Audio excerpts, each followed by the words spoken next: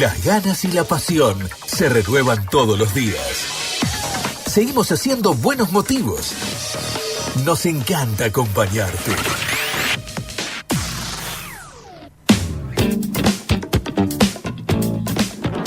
Y en el día del aniversario de la ciudad de Tandil, en el día en que esta belleza de nuestra provincia de Buenos Aires cumple 202 años, vamos a saludar a Néstor Di Paola, periodista, historiador, escritor, trabajador de la cultura, como se presenta él en las redes. ¿Cómo estás, Néstor? Feliz cumpleaños para vos también. Buenas tardes. Lucas por acá en Tres Arroyos. Pero ¿qué tal, Lucas? Qué gusto salir por LU24, que es una radio emblemática de esta región sudeste de la provincia, ¿no? Realmente te agradezco mucho el llamado. Por favor. Néstor, hablar de la fundación de Tandil es referirnos en verdad a la creación del Fuerte Independencia, ¿no? Sí, en realidad, por ahí te sorprendo a vos, Lucas, y a los oyentes, si yo digo que, en el caso mío, junto con otro querido colega, historiador, Tony Ferrer, que ha investigado mucho el tema, sobre todo el tema indígena, que muchos lo soslayan, yo creo que, para ajustarnos a la verdad, Tandil tiene mucho más de 200 años de historia. ¿Pero por qué? Porque fundamentalmente porque acá no había ningún desierto, había gente, y había mucha gente viviendo desde muchísimo tiempo atrás. En los últimos tiempos los araucanos o mapuches que vinieron de la Patagonia, pero antes los indígenas denominados los pampas, los serranos y otras etnias, ¿no? Pero además el nombre Tandil, la denominación Tandil, ya existía en actas publicadas y registradas por viajeros que venían a esta región sur de varias partes del mundo, inclusive por enviados de los reyes de España, que también anduvieron por acá y enviaban correspondencia, digamos, enviaban notas y apuntes al Cabildo de Buenos Aires, allá por 1700 y algo. Entonces, teníamos que el nombre Tandil ya estaba registrado, y que acá había gente. Entonces, bueno, digamos, tenemos más de 200 años. Lo que pasa que está muy bien que así sea, porque tiene que haber un ordenamiento en los registros de fundación de pueblos y ciudades, es que el general Martín Rodríguez, que era gobernador de Buenos Aires, cuando vino acá con su expedición fundadora de casi 3.000 hombres para hacer el fuerte, hizo un acta de fundación el día 4 de abril de 1823, y las actas fundacionales son las que mandan. Entonces, de ese punto de vista rigurosamente, digamos, administrativo, está bien que digamos que Tandil está cumpliendo 202 años de historia, pero no, eso no amerita a negar el pasado de un Tandil que ya tenía su nombre impuesto, y de una región en la que había mucha gente y muchas realizaciones, porque los mapuches que se asentaron acá medio siglo antes de fundarse el fuerte, tuvieron una feria comercial muy, pero muy importante, la llamada Feria Indígena del Chapaleofú, como quedó registrada en la historia. El Chapaleofú es un arroyo, casi un río, ¿cierto?, que nace en el partido de Tandil y termina pasando Rauch. Ahí tuvieron una feria de artesanías, de ponchos mapuches tan famosos todavía a esta altura, que los intercambiaban con productos de otros indios que venían de otras regiones del país, y también los intercambiaban con productos que traían comerciantes porteños y españoles que venían de Buenos Aires expresamente para asistir a esa feria comercial que tenían y artesanal que tenían los indios. De ahí que yo digo que antes de fundarse la Cámara Empresaria de Tandil, los primeros comerciantes y trabajadores realmente artesanos fueron los indígenas, los habitantes de los pueblos originarios. Pioneros absolutos. Cómo se organizaban además, ¿no? Y como vos decías en el comienzo, se los ha soslayado, creo que hemos sido, y la historia puntualmente ha sido un tanto injusta con ellos, ¿no? Totalmente. Totalmente. Seguramente vos sos mucho más joven que yo, Lucas, pero seguramente debes conocer que recién después de la restauración de la democracia en la década de 1880, recién ahí la historiografía argentina empezó a ocuparse mucho más que antes del tema indígena en la Argentina. Había muy poco. Tandil tiene digamos, varias obras históricas, pero los historiadores de antaño, digamos, el tema indígena lo soslayaban por completo, como que hubiera habido realmente un desierto. Y la historia que tiene esta región en estas cuestiones muy, pero muy importante. Bueno, además de ocultarla, invisibilizarla, además de eso, se ha tergiversado mucho. Sí, se los demonizó mucho, ¿no? Claro, ahora ya casi nadie escribe un texto histórico donde se trate al indio de salvaje o aragán, por ejemplo, porque no eran ni salvajes ni araganes, y digamos, habían pioneros como Juan Full, dinamarqués, que ustedes ahí tienen entre Desarrollo también una muy buena colonia dinamarquesa, ¿no? Sí, sí. Juan Full, que fue pionero de esta colonización de Dinamarca, en esta región, él en sus escritos, en su memoria, por ahí dice que cuando venían, digamos, fuerzas, por ejemplo, del ejército, como por ejemplo el coronel Machado, que también lo tenemos acá en Tandil, en la historia, y lo tienen ustedes en Desarrollo, ¿no? Sí, Benito Machado, claro. Exactamente. Por ahí escribe Juan Full que al ver cómo actuaban ciertos soldados que venían con estos militares de la época, como que no se sabía quién era realmente el salvaje. Lo cual implica que esto está escrito por pioneros que visualizaban esa situación. Sí, Lo mismo, el tema indios ladrones. En realidad, lo que hacía el indio era recuperar lo que a ellos le estaban quitando, que era su hacienda ancestral de muchos siglos, ¿cierto? El indio no tiene por qué conocer la legislación europea que acá legamos o que nos legaron a nosotros, porque él se sentía dueño de la tierra y todo lo que estaba en la tierra les pertenecía. El caso del ganado, por ejemplo. Claro, ¿no? claro. Y del otro lado hubo mucho salvajismo también, ¿no? Si hablamos de esta cuestión. Pero muchísimo, muchísimo. Y bueno, ya, entonces se funda el fuerte. Tandil, digamos, crece muy lentamente en sus comienzos. Y bueno, y hoy a la inversa, tiene un crecimiento que es exponencial.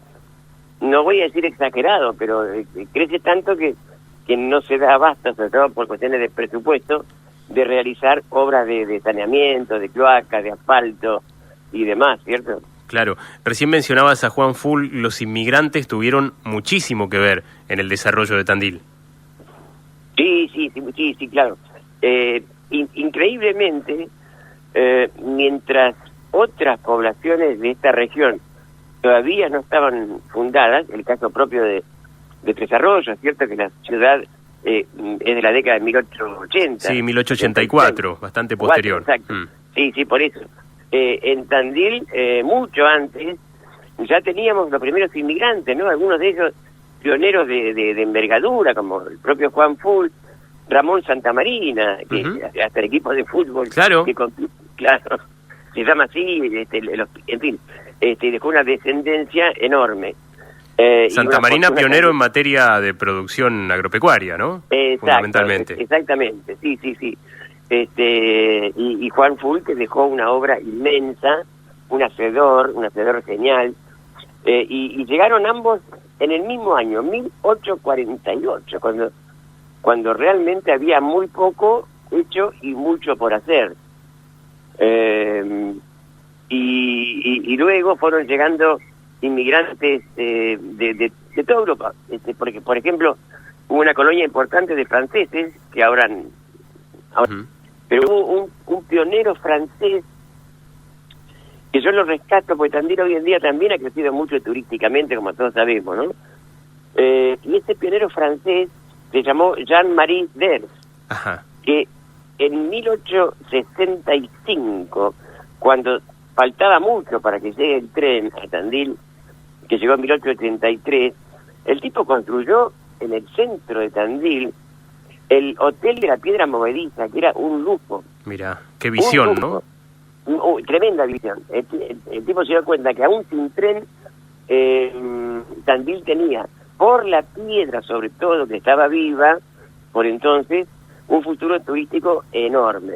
Después se nos muere la piedra en 1912, pero sin embargo, digamos, esas inquietudes del ser tandilense generaron rápidamente otros paseos como el Parque Independencia, el Monte Calvario y hoy en día unos cuantos más que luego, gracias también a los fines de semana largos, el porteño fue descubriendo de a poco Tandil como una alternativa turística importante, ¿no? Néstor, hablando de esta faceta turística, el año pasado tuve la suerte de visitar y de recorrer una parte, porque hay muchísimo para hacer, como vos decías, pero aquel que vaya a Tandil, ¿recomendás especialmente algún lugar que por allí no sea tan conocido, frecuentado y que valga la pena visitar? Bueno, por ejemplo, yo cuando viene gente a algún evento cultural en los cuales estoy medio inmerso, yo lo llevo medio de prepo a la ex Piedra Movediza, digamos, como una cuestión de identidad. La Movediza es lo que nos otorga identidad al tandilense, pero aparte vos subís arriba donde está ahora la réplica y realmente se observa imponente todo el valle completo, la ciudad completa y las tierras y los verdes del valle también en forma total. Pero hay un paseo relativamente nuevo que es de 2015, que se llama el Cristo de las Sierras. Ajá. Que está sobre la avenida Don Bosco, en lo que también, digamos, en lo que también hay otro emprendimiento que es Sierra del Tigre. Ahí cuando se inauguró ese Cristo de las Sierras, subiendo ahí la vista que hay al resto de la ciudad, ahí ves ahí a un paso el lago y el dique y ves parte de es una maravilla.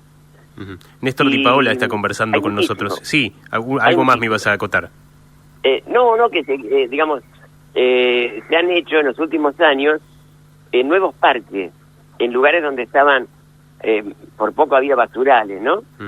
Parques hermosos, como el Parque del Origen, por ejemplo, con dinosaurios y demás, en un lugar abandonado, es una preciosura, ¿no? O sea que Tandil ha crecido también turísticamente porque se han hecho emprendimientos a nivel paseos que son realmente muy bonitos. Y hoy van a celebrar a lo grande, ¿no? Con un evento llamado Maravillosa Tandil, que ya está comenzando, tengo entendido, con una propuesta integral muy amplia. Sí, siempre hay algo para disfrutar y celebrar, pero lamentablemente no nos está acompañando el tiempo, porque calculo que ahí también debe pasar lo mismo, ¿no? Sí. El tema del viento muy frío que viene de la Patagonia, y bueno, y en esta región tenemos que soportar un largo invierno, como todos sabemos, pero está el espíritu, sí, de celebrar, y bueno, y es cierto, sí, en un rato empiezan parte de los actos conmemorativos. Ha recuperado Tandil, lo comentábamos ayer, la conexión comercial con Buenos Aires, comercial y de pasajeros también vía aérea, ¿no?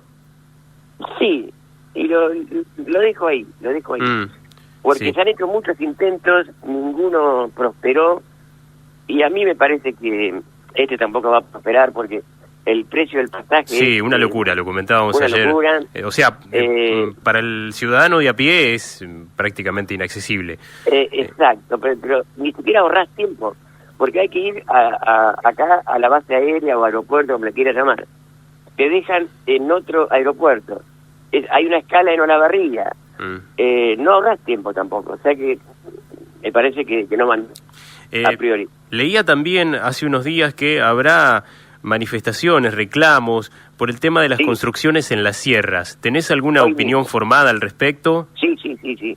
Tengo opinión formada porque yo milité en el grupo Asamblea Ciudadana por la Preservación de las Tierras. En su momento milité, inclusive a través de la prensa, ¿no? Porque, desde que era adolescente estoy también en periodismo.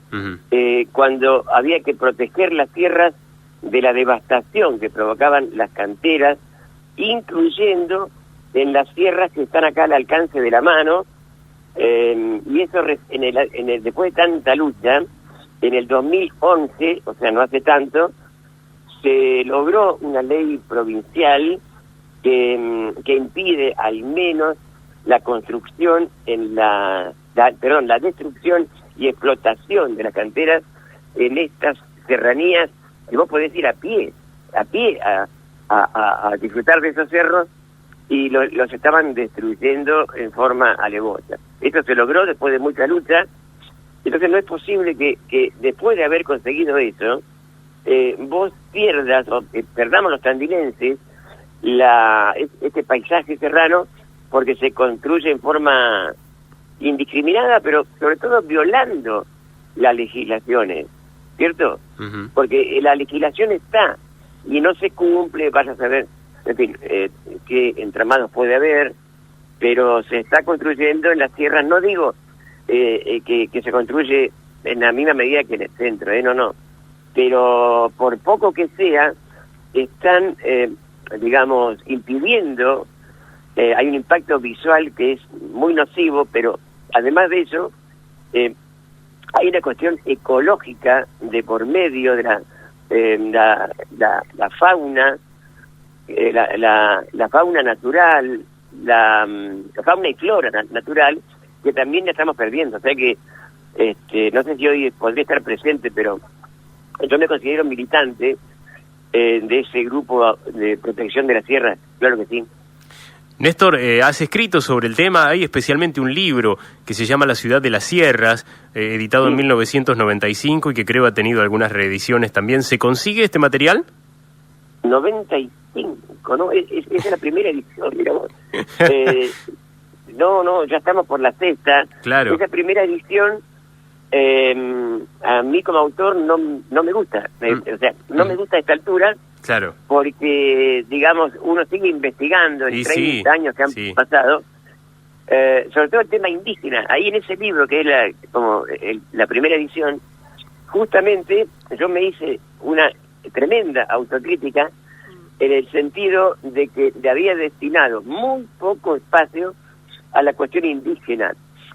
No obstante, como no había ningún libro de historia de Tandil por entonces, se vendió enseguida, voló ese libro y me llamaban de las librerías, che, ¿cuándo está la segunda edición? Y yo le decía, no sé, porque estoy investigando, yendo a todas las bibliotecas y museos para investigar la cuestión indígena, que la quiero profundizar. Y estuve realmente 6 meses concentrado con el tema indígena. A partir de ahí sí quedé conforme y luego he agregado otras cosas, pero ya quedé tranquilo con nuestros pueblos originarios a partir de la segunda edición. Muy bien, y sigue siendo material de estudio, ¿no? Seguramente de consulta en escuelas y demás. No había nada sobre la cuestión. No, ya vamos por la sexta edición. Quedan todavía ejemplares porque hicimos un tiraje que para el interior es enorme, tipo 2.000 ejemplares, que es muchísimo, y de ahí que quedan 80, 100 libros, y seguramente habrá una séptima, pero te quiero decir, sí, es una historia muy muy completa, porque inclusive es el único libro de historia de Tandil con un capítulo dedicado a los deportes. Mira. Es un tema que, al igual que el tema indígena, también a veces nos olvidamos, ¿no? Sí, claro, y es una ciudad súper deportiva, así que... Sí, al ser una ciudad vieja, hay una tradición muy interesante, desde el viejo hipódromo, que es tenemos la institución hípica más antigua del país, data de 1866. Mirá vos. Es anterior al Jockey Club de Buenos Aires, el club hípico de Tandil. Claro, qué bárbaro. Y en fútbol, bueno, el fútbol aparece ahí Tres Arroyos, por ejemplo. Sí. ¿Por qué? Porque en 1958, Tres Arroyos, después de 3 partidos durísimos, le ganó 1-0 a Tandil en una final provincial en Mar del Plata. Ajá. Bien. Después de 3 partidos muy duros. Que luego Tandil tuvo el desquite en el 1960, me refiero al campeonato argentino, de la Copa Becar Varela, que le llamaban, cuando Tandil le gana las finales a Mar del Plata, y bueno, y fue una fiesta popular inmensa, realmente. Muy bien. Y el tenis, ¿no? Pienso también en una tradición de los últimos años, por ahí un poco más acá, pero también se ha convertido en un pueblo tenístico. Así que bueno, ya volveremos a charlar en algún momento porque veía también que has escrito sobre el tango y su impacto en los pueblos del interior, en la República Oriental del Uruguay. Así que en algún momento por ahí te volveremos a convocar, pero queríamos hoy tener esta semblanza tandilense o tandilera en el día de su aniversario. No, con todo gusto. Vos sabés que el tango, el libro, yo tengo 3 libros de tango del interior, inclusive el último del interior de Uruguay, pero en el primero, llamado Último Tango en el Sur, hay un capítulo destinado a Tres Arroyos. Mira. Sí, y estuve en el U24, estuve al aire con un señor que está nombrado en el libro, no me acuerdo ahora, que tenía un programa de tango en el U24. Sí, Fernández puede ser, que lo tuvo muchos años. Creo que sí. A Sí, Tanguería, creo que sí. Ricardo Fernández. Sí, Fernández, sí.